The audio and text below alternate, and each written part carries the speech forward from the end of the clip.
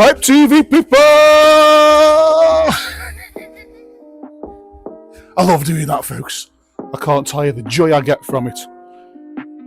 So we are here, this HMO conversion in Newcastle-under-Lyme. It's going to be a 5-bedroom HMO. This is just a progress update. So just a little bit of showing you what we've done at this moment in time, and maybe a few hints and tips along the way, folks. So careful what I'm standing on. So as you can see, we've done the plastering. All the plastering's been done and all the damp coating's been done. So we've got all the first fix wiring in, as you can see there. That's what all these rat tails are, these snakes in the background. And as I move into the downstairs bedroom, so I was talking before about better ideas. So we've got the old gas meter there. Previously, that square, if you can just vaguely see it, as demonstrated by the tickling stick, there was previously the electric meter. So those have both been taken out, and I'll show you as proof. They've both been taken out and put outside here. So we've got there on the floor, that's the gas meter, and then we've got a new electric meter there with the tickling stick, folks. So you can see it's got trunking going up there, and that's got the cables inside it that go inside the house, all for health and safety. So this HMO conversion, we've actually moved the meter to the outside of the property. We're doing a proper job! And we all like it when we do a proper job, folks. So, I'll stand over here and give you a little bit of a pan around, folks. So, like I say, all the plastering's been done. All-Ensuite has been built. I mean, I'm not sure if you can see it. Let's see how good the gizmos are. Let's see if you can see what it is. So, let me drive down. So, can we see there?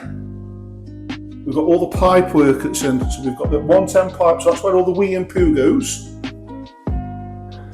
So beautiful. Oh, there we go. Back in the room. So all the 110 pipes been done. So all the first fix plumbing's been done as well. So that's why you can see lots of cables around, folks.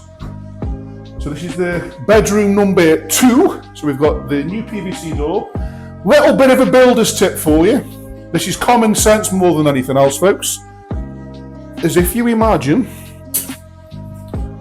put yourself in the position that you're doing work here. So this is the front. This is the front. It's a typical terrace street. No space, which means everything is being taken in and out through the front door. So you think about all the materials that are being brought in and out.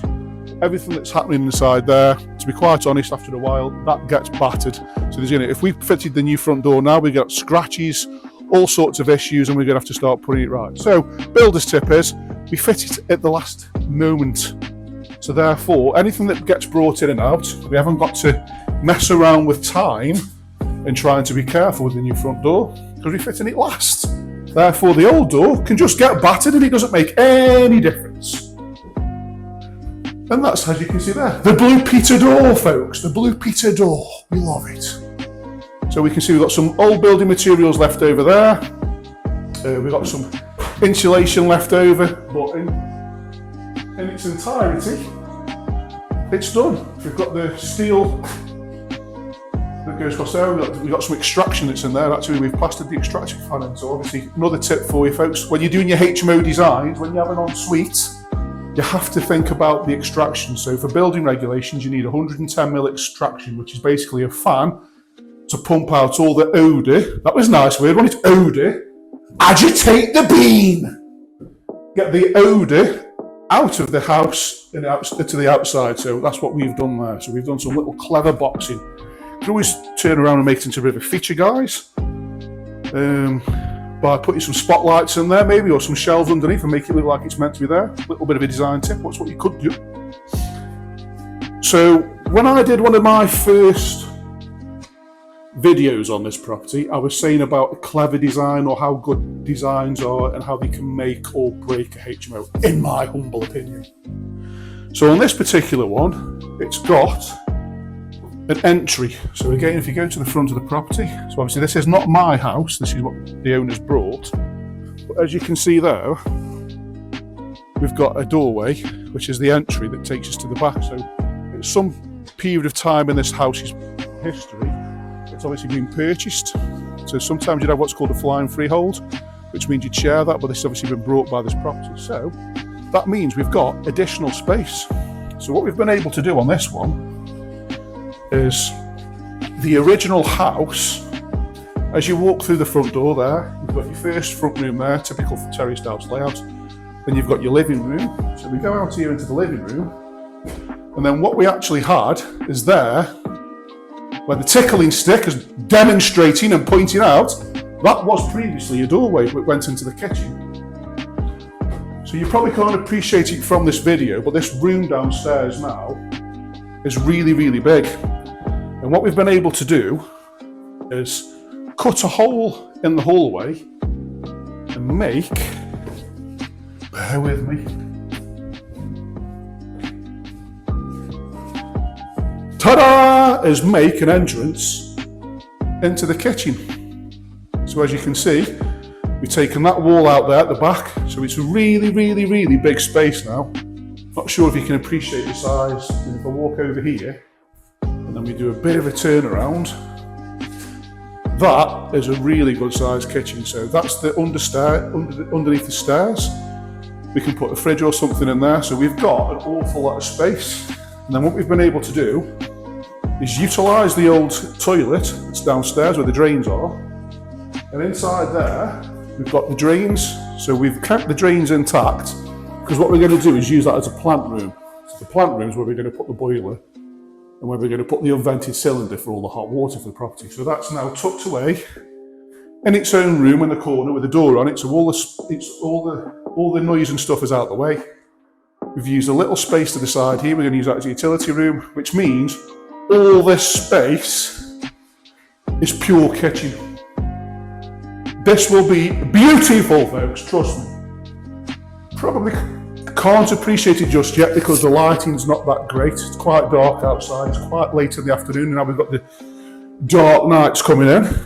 However, bear with. So, some little tips there. Design's always a big one in my opinion. Always makes a big difference. Top builders tips. So top of the stairs, spin her around.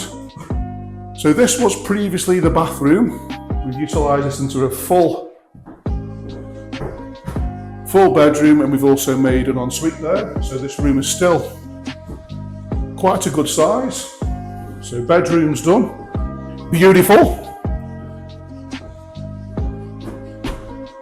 Spin it round there. We've also got, this is the top of the stairs. And then into the razzmatazz. So this is the front bedroom. So what we actually did is took the wall out. Between the two rooms, as you can see, there's a bit of a beam there. We've had to box it in. So that's the bottom of the beam where the tickling stick is showing you. So that was previously wall. So what we've been able to do, oh, there you go. If you look at the floor, you can see that line there all the way down. Brilliant! So this room is now a big L shape. As you can see that there. Wunderbar! So what we've actually done is inside there, we've actually put two en-suites, so they're back to back. So that's one en-suite, I'll show you. So we've got one en-suite there, and then the other one's the other side. So what we've been able to do is we took the chimneys out on both sides and put steels in across the top. The ventilation for this can go up through the roof. So all that's done. This is still a really big sized bedroom by taking this wall out. And then the middle bedroom is still really, really big. Now this is a really, really big room. So what we've done is we've actually knocked a hole through there, and that is the back of those en-suites that I've just been into. So by playing around with the walls and taking certain things out, okay, we've had to put some other walls in, but overall, all the bedrooms are now a very large and similar size. So in some HMOs, you normally get so many big bedrooms and a couple of small ones, like the run to the litter. If you play around with the design and think about it properly as you start, you could have a HMO like this where all the rooms are a really good size. Yes, there's a little bit more building work involved. However, in my opinion, I think you'll get the elongevity of time, which will then pay you back and pay you back quite a lot, I think, in terms of less void rates. Think of yourself as the tenant. You want a big room, not a small room. And this is a really good sized room. So all the rooms are a good size. So I think there's some good tips in there, folks, but more than anything, this is just to document what we've done and to show you the progress of where we are. That's it for me, folks. I'll see you soon.